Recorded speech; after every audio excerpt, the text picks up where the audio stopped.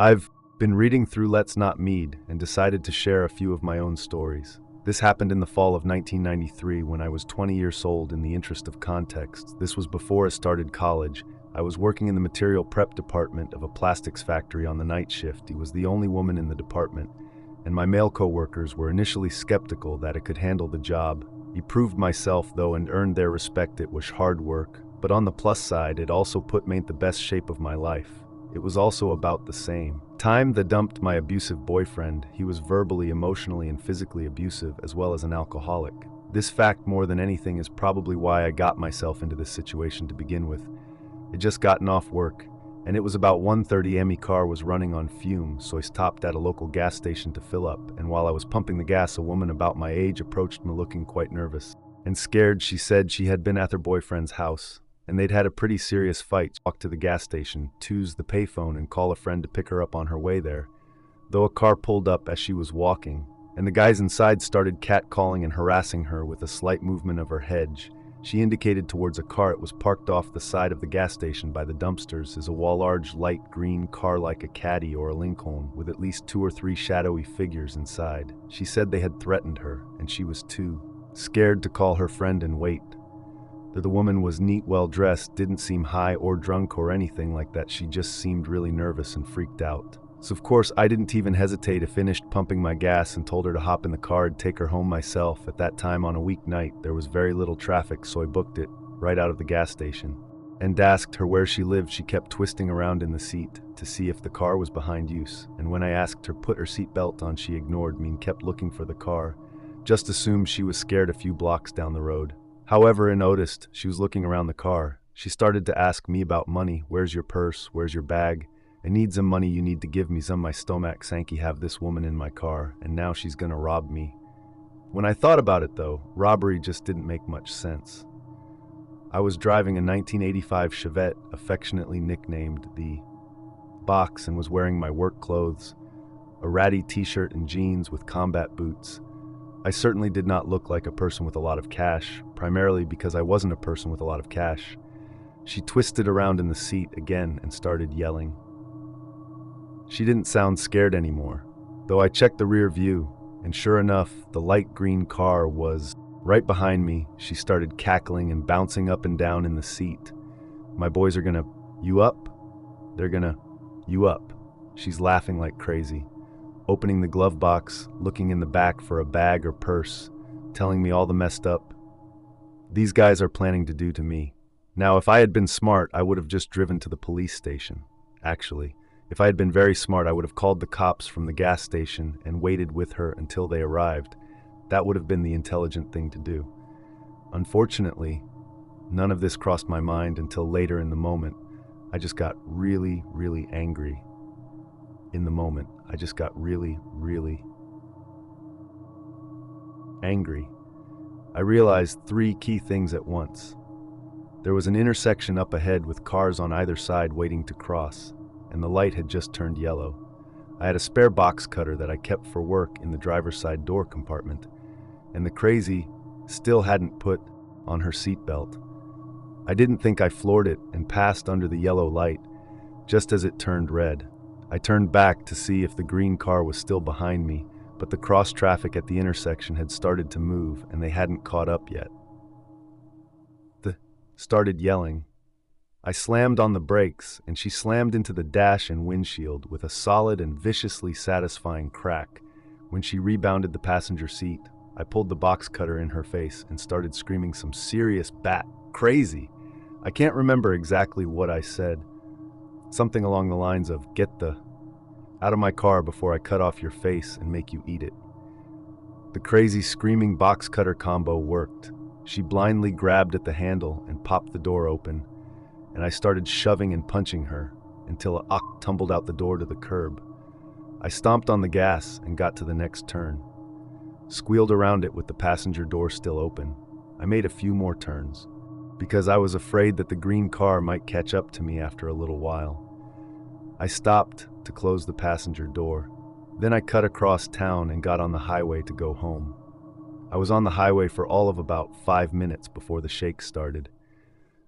I pulled off to the shoulder to calm down and get my cool. together, and then I drove home. It told my sister, who was living with temporarily after the breakup with my ex, everything that happened. She wrapped me in a tight bear hug, while simultaneously yelling about how stupid he was for not going to the police. I've never been so glad to be yelled at my entire life. A little over a year ago, I had a job working overnight at a gas station close to my house. I'm a woman and was 31 at the time. He noticed it seems unsafe for a woman to work graveyard shift by herself. It was, however, as low store in the sheriff's office was a love about 20 feet across from me. To really didn't think he would have any problems at all there. Would be about 30 customers in an 8-hour shift, and that was on a busier night. It was about 3:30 in the morning. I went outside to sweep the parking lot and do a last-minute check on the trash. It was time for a cigarette, and I had in one headphone just kind of jamming out across the road.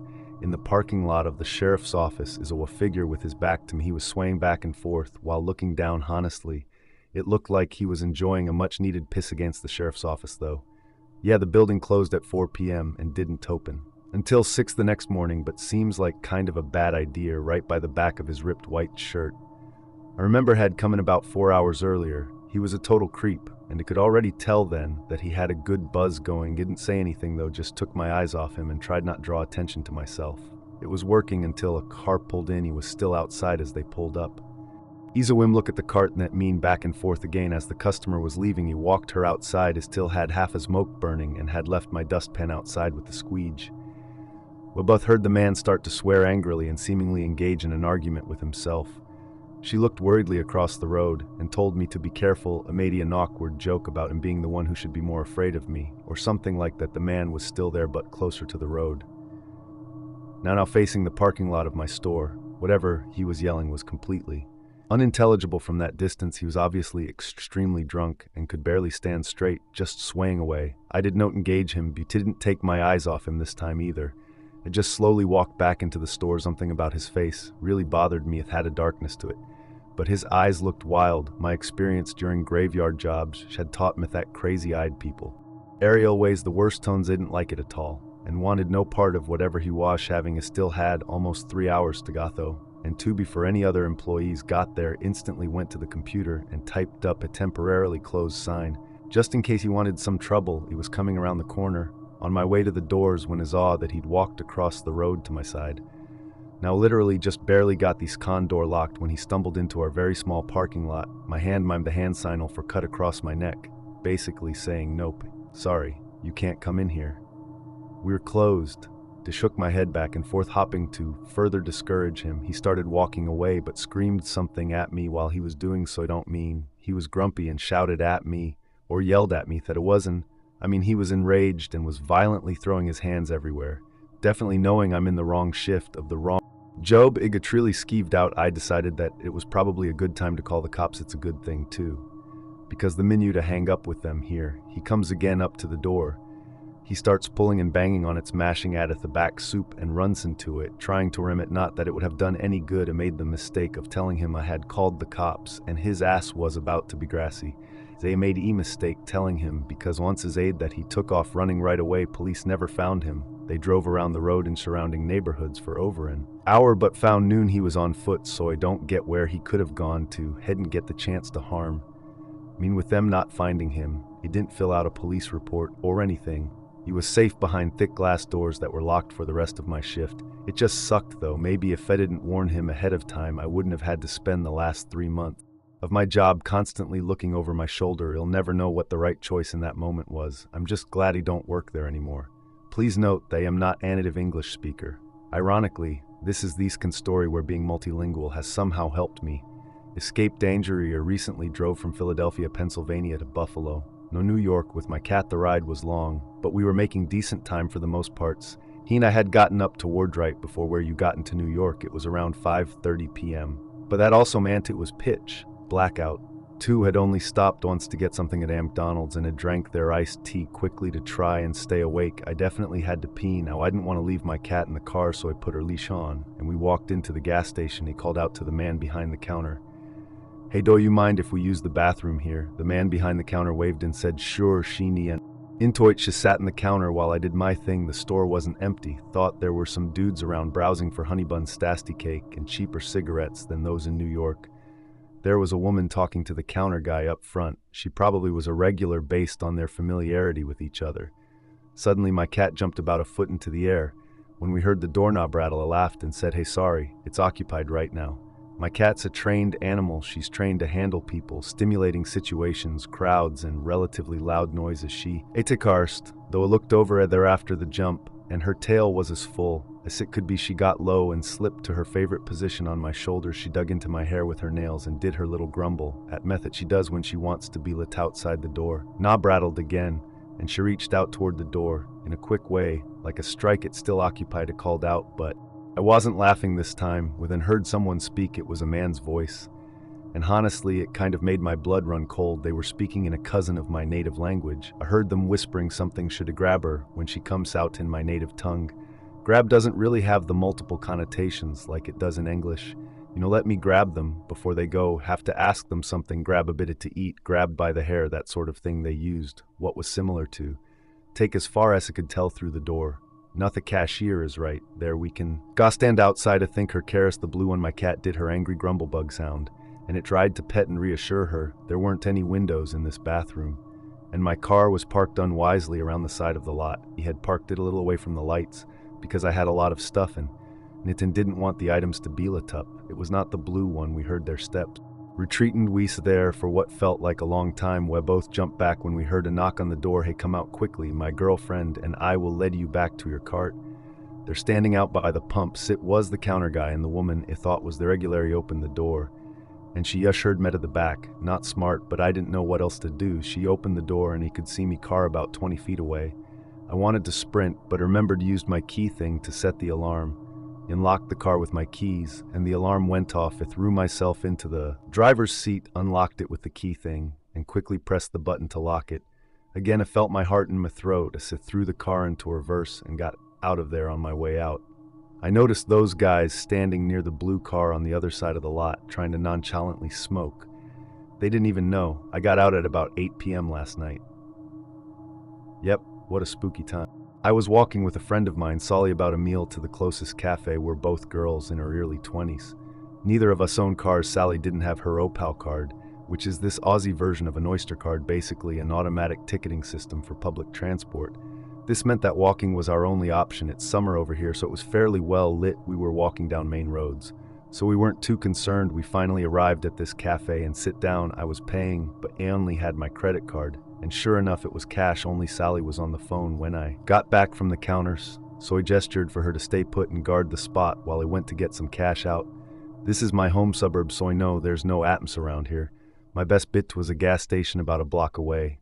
I'm doing a light jog, so I don't keep Solly waiting when this balding sweetie guy, probably in his late 40s with a tank top and no shoes, comes spacing behind me past the corner. Off the block, he walked right behind me for about 100 meters. I didn't really think too much of it, thought the gas station was the next building along. It seemed like he had just come out of Annis' suburban house along the street. And it wasn't the witching hours, so I assumed he was just going to the station like me. He didn't even cross my mind as he entered the tinny convenience store, nor did he attempt to follow me. In my peripheral as a whim walk right past the door and out of sight. I looked around for an am that they sometimes have inside. No such luck though, so I got up to this. Manning his 30 sat the desk and reluctantly asked if they're able to do cash out. The smiles politely at me and says, "Of course." He then asked me casually, "Hey, is that guy with you?" Have no idea who he's talking about. At first, the points to the man from earlier pacing right out the store. Keep in mind, he didn't look at all menacing. He wasn't going back and forth just outside the door. He was drifting in the space outside from the pavement to the gas pumps to the storefront, seemingly aimlessly. As assumed he was on drugs. I told the clerk, not thinking much of it. Tall, he looks at me. "He was staring at you before. I thought that might have been your dad or something." I laugh it off. Honestly, I wasn't concerned at all. He was still ambling around outside, and I couldn't imagine him having a fixed gaze on much of anything. I thanked the clerk for the cash before I went to turn away, thought to leave. He says, "Hey, why don't you just wait there and see if he leaves first?" We wait together for a few minutes in silence. The guy begins to pace back and forth directly against the front wall of the store, looking straight ahead and never into it. Till looked like just on a drug-induced amble and seemed harmless.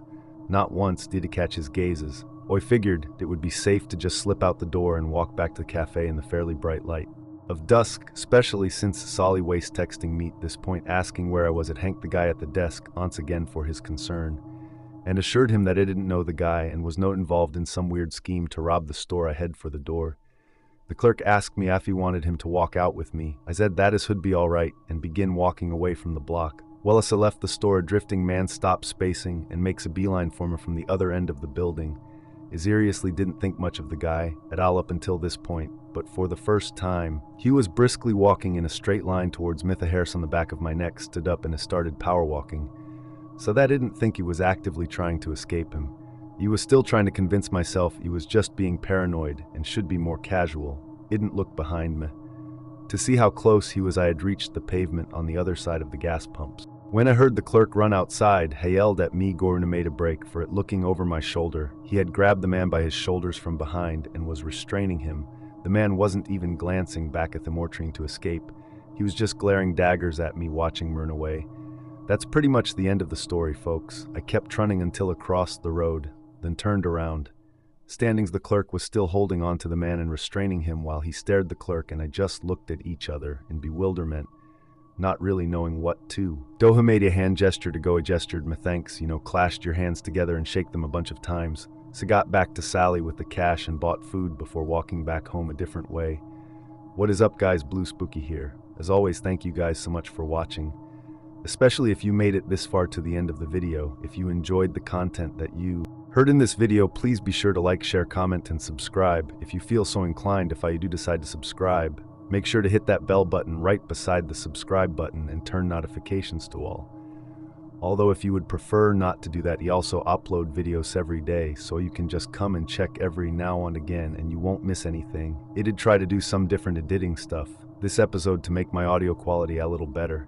Let me know what you guys think, if you notice any difference or not. I think it sounds pretty good, but I will have to leave that up to you guys. If you guys would like to send in your own stories to be read on the channel, you can go ahead and take a look in the description below the video. You will find links to all of my social media, including my Gmail, Facebook, and Twitter accounts. Go ahead and send me a message on any of those, and I will try to get back to you on your story as soon as possible. If you do decide to send in a story, please be sure to include in the tagline what the name of the story is. If it has one, what type of story it is, if it has one, and how you would like to be credited in the description of the video the story appears.